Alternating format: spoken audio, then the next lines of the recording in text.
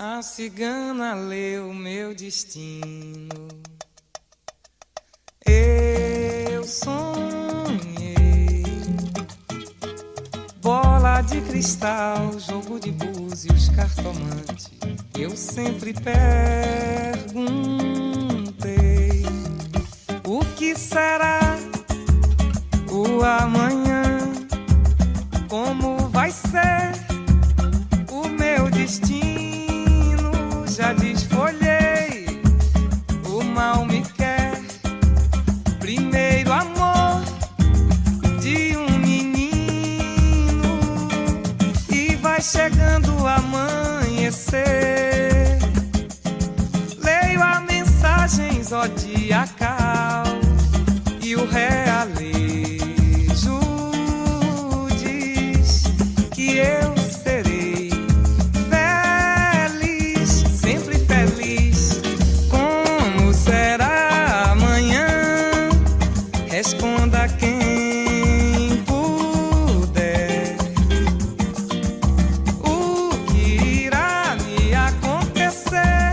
O meu destino será como Deus quiser. Como será? Como será amanhã? Responda quem puder. O que irá me acontecer? O meu destino será como Deus quiser. Mas a cigana leu meu destino. Eu sonhei. Boa noite, são 18 horas e 2 minutos no horário de Brasília. Começa agora para todo o Brasil mais uma edição de O É da Coisa. E se a coisa parece confusa, atrapalhada, vem pra cá que a gente desatrapalha. Milhões de pessoas acompanham o programa pelo Daio e pelo Band News TV, mas você pode fazê-lo também pelas redes sociais, sempre Rádio Band News FM ou no aplicativo Band Play. Boa noite, Vólio Bene. Boa noite. Boa noite, Renan Suquevicius. Renan Suquevicius, bem-vindo, que está aqui no período de férias da nossa Larissa Alves. Obrigado, Renan, por atender ao nosso convite. Espero que seja uma boa jornada para você. Boa noite, Reinaldo. Obrigado. Isso. Então vamos tocar a vida aqui. Olha aqui.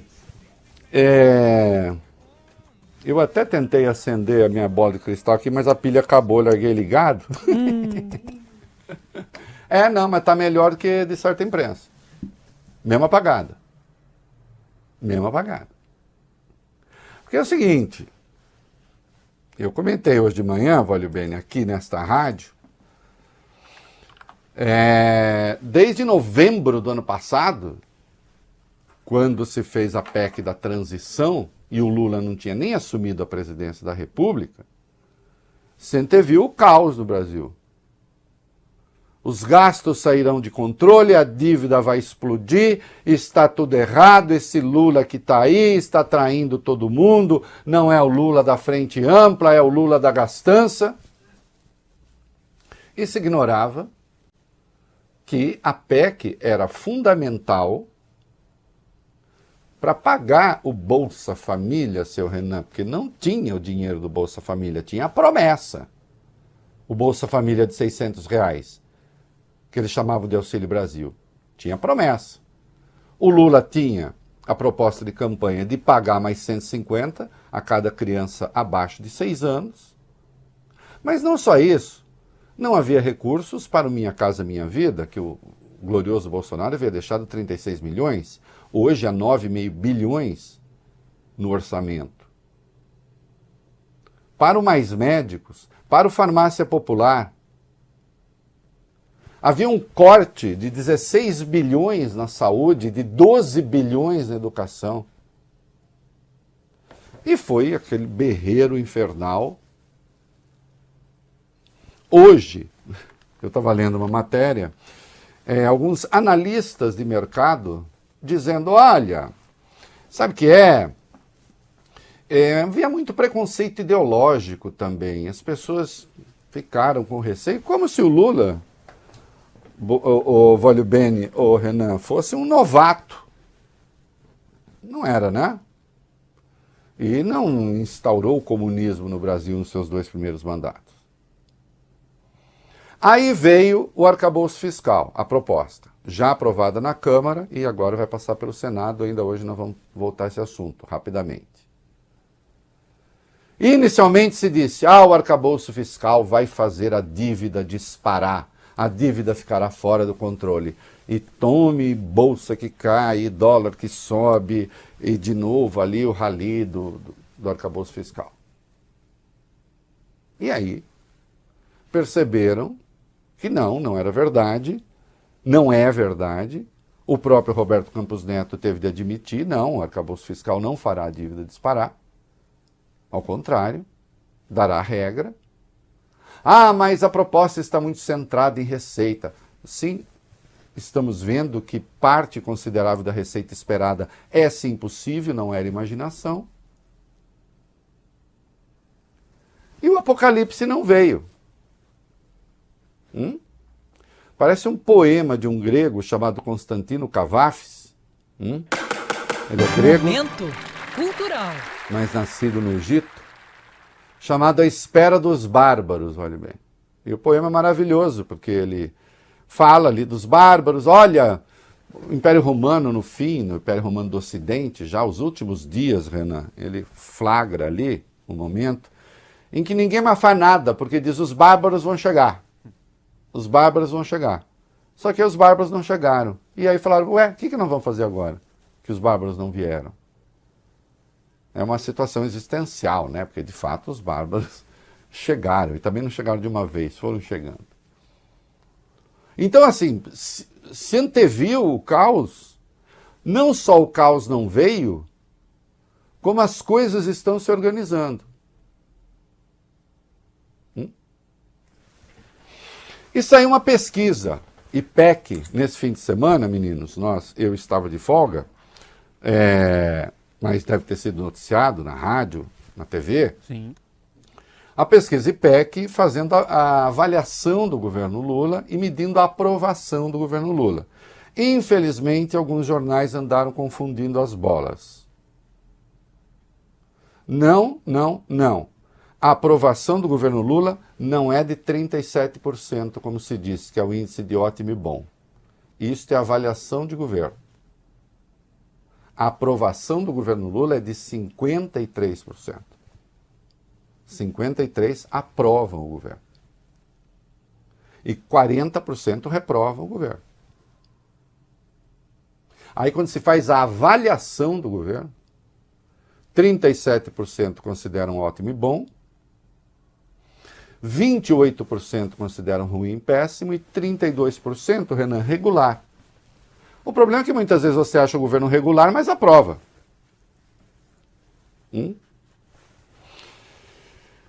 E o Antônio Lavareda, que é cientista político, especialista em pesquisa, faz a pesquisa IPESP, comentarista deste grupo, Grupo Bandeirantes, ele lembrou uma coisa importante.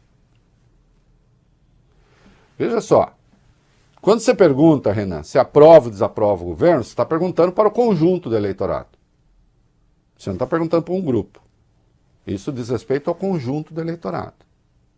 No conjunto do eleitorado, Vólio Bene, o Lula não teve 50,9% dos votos. Esses são os votos válidos. No conjunto do eleitorado, o Lula teve 39% dos votos. Ele obteve 39% no conjunto do eleitorado e 53% aprova o governo, portanto 14 pontos a mais. No conjunto do eleitorado, Bolsonaro obteve 37% dos votos. E 40% no conjunto dizem reprovar o governo, portanto dentro da margem de erro. Isso significa que a oposição ao Lula está mais ou menos do mesmo tamanho, mas ele ganhou apoios nesses 5 meses e meio de governo. E se ganhou, ganhou justamente. Recuperou os programas sociais, que tinham acabado na prática. O Minha Casa Minha Vida tinha acabado. o Auxílio Brasil, que é o nome que eles rebatizaram Bolsa Família, foi completamente descaracterizado e agora está sendo reformulado, já foi, enfim, está em curso. E nós temos aí mais médicos, o programa de compra de alimentos, enfim. Ah, mas isso não é novidade. Bom, temos novidades importantes. O Brasil terá um arcabouço fiscal para durar no longo prazo. E acredito que a avaliação do presidente tende até a melhorar à medida que certas coisas forem ficando evidentes. Efeito dos programas sociais. E aí, Vólio Bene, vamos lá. A inflação está sob controle. Vamos pegar uma medição da inflação, que é o IPCA. Nós já vimos o IPCA de maio, 0,23%. O IPCA acumulado no ano, 2,93%. Em 12 meses, 3,94%. 2,95% no ano, 3,94% no acumulado do ano.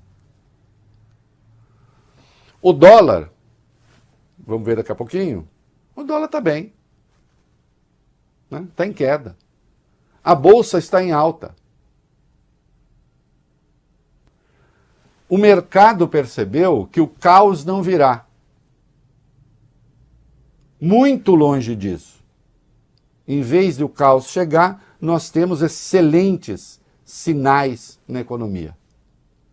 Inclusive com investimento direto estrangeiro. Em abril, 89,7 bilhões. Em abril do ano passado, era 54,3 bilhões. A balança comercial deve ser de 70 bilhões o superávit. 70 bilhões, recorde absoluto.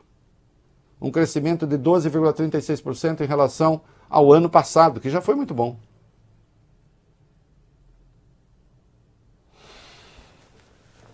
O crescimento maior do que se espera, vamos ver já já. Ah, então está tudo uma maravilha? Não, tem um monte de coisa, tem um monte de problema. Nós estamos vendo isso. Nós temos um monte de problema, mas aqueles que previram o caos, que disseram, agora foi tudo a breca, não vai dar. Não, esses perderam. Perderam porque o caos não virá. Não acontecerá. Muito pelo contrário. Os sinais que estão aí são sinais positivos. Então, então não pode fazer oposição ao governo? Mas faça a oposição que quiser. Agora faça oposição àquilo que de fato está diferente do seu programa, das suas aspirações. Não parta, não minta, não trabalhe com informações falsas, não pratique fake news, não pratique fake opinion. Não opine sobre a mentira. Porque o Brasil baterá recorde, inclusive, no setor de agronegócio, porque está tendo, aliás, o devido financiamento. Financiamento que nunca faltou. Hoje entrou no ar o podcast Reconversa com a ex-senadora Cátia Abreu, que é uma produtora rural. Todo mundo conhece a Cátia Abreu. E nós falamos largamente sobre o agronegócio brasileiro, o apoio que sempre teve dos governos brasileiros. E nós sabemos, e vamos falar daqui a pouquinho, o que foi que prejudicou um pouco. E poderia prejudicar muito e pode ainda. Mas as medidas estão sendo tomadas para evitá-lo. Então não virá o caos. Fique tranquilo. Quanto a caos, não. Lute, faça aquilo que você julgar necessário. Não gosta do governo, faça oposição. É da democracia. Agora, não trabalhe com informação falsa e não passe adiante informação falsa. Isso é fundamental. As ciganas que leram o destino do governo e que previram o caos, erraram. Precisa arrumar uma boa cigana. Não é isso? PIB, inflação, como é que estão segundo o boletim e o Boletim Focus? Vai lá. A projeção do Produto Interno Bruto em 2023, apresentada no Boletim Focus do Banco Central, subiu de 1,68% para 1,84%. De acordo com o relatório que reúne as expectativas dos operadores do mercado financeiro e é divulgado todas as segundas-feiras, a previsão da inflação caiu de 5,69% para 5,42% para esse ano. Já para 2024, o relatório indicou que a previsão do IPCA ficou em 4,04%. Para o PIB, os agentes do mercado financeiro acreditam que a alta pode ficar na casa de 1,27%. Aqui há uma expectativa, por enquanto o IPCA está muito baixo, mas há uma expectativa de que haverá um repiquezinho de inflação. Vamos ver. Vamos ver. Porque, olha bem, o que se tem errado em previsão é uma coisa bárbara. Absurda. Será assim? Não sei. Tem um dado importante, que é a prévia do IGPM. Que olha aqui, Renan, poderia ser uma boa notícia. E vai ser porque a inflação ficará baixa, mas também é preciso tomar cuidado. Vamos lá. A prévia do Índice Geral de Preços Mercado do mês de junho apresentou queda de 1,95% de acordo com dados divulgados pela Fundação Getúlio Vargas. A prévia do indicador, que é utilizado no reajuste de contratos de serviço, apresentou em maio redução de 1,13%. Em 12 meses, a previsão do IGPM registrou queda de 6,88%. Esses resultados somados à queda da expectativa da inflação aumentam a pressão para que o Comitê de Política Monetária do Banco Central, Copom, reduza a taxa básica de juros, que está atualmente em 13,75%. No entanto, especialistas apontam que o índice deve ficar no mesmo patamar na próxima reunião do Copom, que começa no dia 21 deste mês. Isso. A inflação está em queda e eu acho isso realmente fabuloso, porque queda importante. Mas aí se diz, Volio Bene, não, mas os analistas acham que não vai cair a taxa de juros. Mas não vai cair por quê? Já deveria ter caído antes. Mas se dá de barato, não, continuará assim mesmo. Só em agosto, quem sabe. Olha aqui, esses números do IGPM estão indicando deflação. Queda de preços. Ah, que bacana! Mais ou menos, Renan. Quando você tem deflação na economia, é sinal de que você está consumindo pouco. Deflação não é necessariamente uma coisa bacana. De qualquer modo, e o IGPM ele é composto, ele é calculado a partir de outros 3 índices. O IPA, que é o índice de preço ao produtor amplo, que é 60% do índice. O IGPM, o IPC, ou melhor, o índice de preço ao consumidor, que é 30%, e o INCC, que é o índice do custo da construção, que corresponde a 10%. Significa que está havendo queda nesses preços. Se está havendo queda nesses preços, vale bem, será que você tem excesso de demanda? Não, né? Tem muita gente querendo comprar? Não. O preço está caindo. É sinal de que a política de juro, pronto, não, o juro tem de cair para a economia voltar a crescer. O mercado já percebeu que as coisas estão sob controle. O mercado já percebeu que o arcabouço fiscal será bom. A bolsa subiu. A última vez que eu vi, agora há pouco, Valeu Bem, tinha subido 0,27. Foi isso mesmo. De novo. 0,27 mesmo. 117.734 pontos. Deve ser um novo recorde no ano. E, aliás, pegando uma parte do ano passado também. Fechou em 117.336.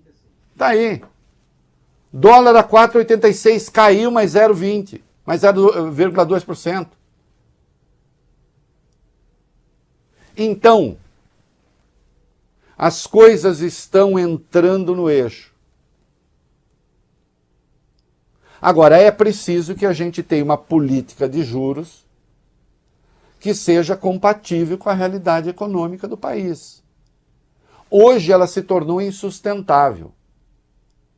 Não dá mais. É claro que a hora que o juro cair, a economia vai dar uma melhorada.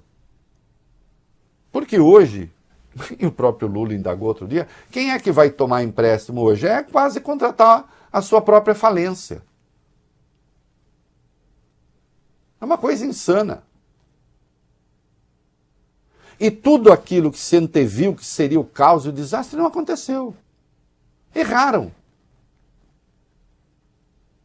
Aí eu li um texto engraçado, que era sobre justamente as previsões que deram errado no mercado, Renan. Aí porque de fato, não aconteceu. Mas também, aí o Lula elogiou o Maduro. Aí o Lula, olha, foi um absurdo o que o Lula falou sobre o Maduro, eu mesmo chamei atenção aqui. Mas o que é que tem a ver a calça com aquilo que a sustenta? Hein? Não, as previsões apocalípticas não tinha nada a ver com Maduro, não. Estavam dizendo que a economia é pro brejo. Os eventos positivos vão acontecendo, o caos não virá. Agora, nós temos já hoje, já há bastante tempo, uma realidade absurda, que é a taxa de juros. Eu não me conformo, e já disse aqui, voglio bene, Renan, que se diga assim, olha, ainda a próxima rodada de juros ainda fica igual. Mas por que fica igual? Se a inflação está em queda, se é evidente. Se o IGPM indica que você tem até deflação. O que é que justifica manter a taxa de juros? Se não, criar dificuldades severas para a economia. E isso o empresariado percebe. Aliás, é muito modesto na expressão do seu descontentamento. Precisaria ser muito mais duro. Exigir com mais clareza. Porque o Lula, olha, o presidente fez o esforço que fez, apanhou como danado da imprensa. Olha, está tentando desestabilizar o Banco Central. Quando se fala dos erros cometidos por Lula, um deles é esse, a crítica que ele faz ao Banco Central. Bom, eu estou falando isso porque a empresária Luísa Helena Trajano, do Magazine Luiza, pediu ao presidente do Banco Central, Roberto Campos Neto, um sinal de que os juros irão cair. O pedido foi feito durante evento do Instituto para o Desenvolvimento do Varejo.